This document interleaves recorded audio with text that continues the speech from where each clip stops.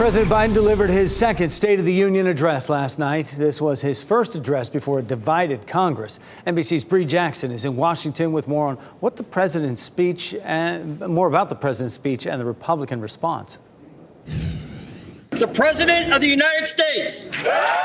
President Biden, facing a divided Congress for the first time in his presidency, emphasized his economic accomplishments. Inflation is coming down.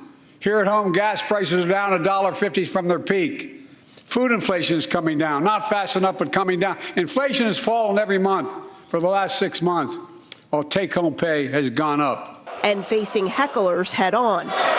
Some Republicans want Medicare and Social Security to sunset. I'm not saying it's a majority. Let me give you, anybody who doubts it, contact my office. I'll give you a copy.